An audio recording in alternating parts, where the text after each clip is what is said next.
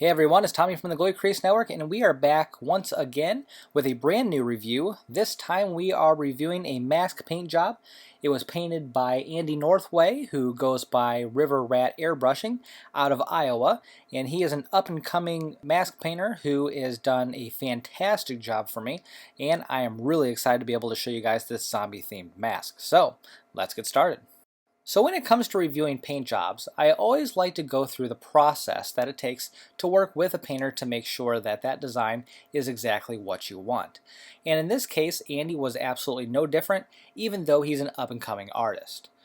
Now, interestingly enough, this time I gave him the general concept of zombie-themed mask, and I did give him some images of a zombie computer game that I play that I really enjoy, and I also gave him the direction that I really wanted it to be mostly grayscale, along with some red, because obviously sometimes I play with a team that is red, and I have some red pads to match. So I wanted a mask that would really go with any of my pads, but at the same time would have a little bit of red to really make it stand out, especially because it's a zombie themed mask and because it was so monotone.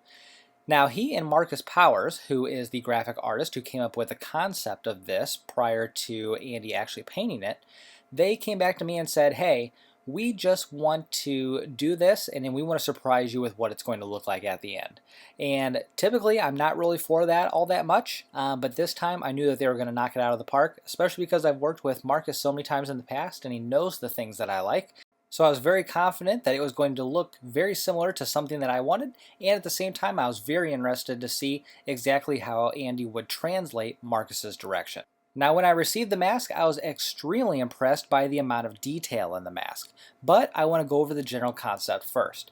So, like I said before, it was a zombie-themed mask, and this has to do, again, with a computer game that I play, and also that I really enjoy zombie-themed movies and novels. And, in fact, I write some of them at the same time.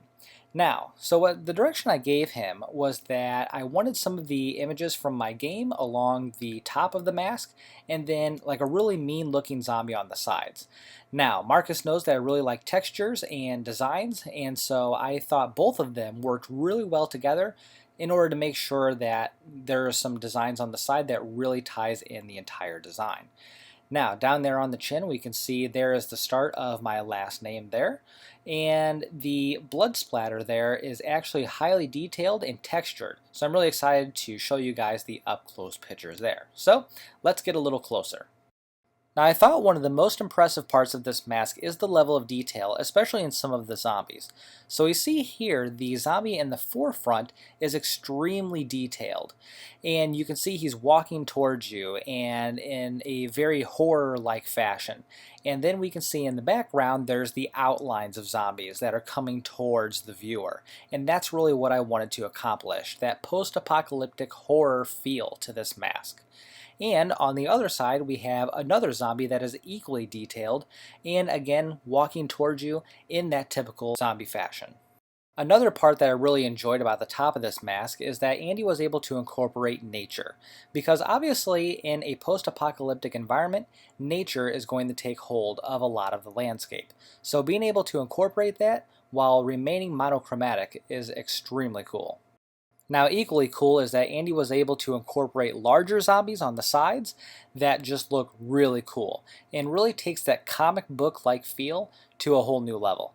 So we see some detail here, some greater detail than we saw before, and these things are just mean and horrific. So this is really cool. And then you start to see a little bit of that texture that I was talking about as far as the blood goes. So let's get a little bit closer on those. Now this blood splatter actually comes from the top of the mask, and here you can really see the really cool textures that Andy was able to put into the mask. It's not just a simple red mark, but is really taking the form of true blood splatter. And down on the chin, we can see that he's extremely consistent in the way that he's able to incorporate that texture. So we see my name here along that brick background, but we can also see that really cool blood splatter effect again. And these take a little more of a gunshot wound feel to them, which is really cool because obviously in a post-apocalyptic environment, a gun is probably going to be one of your best friends. And as you all know, the back plate of the mask is extremely important to me and I think often gets overlooked.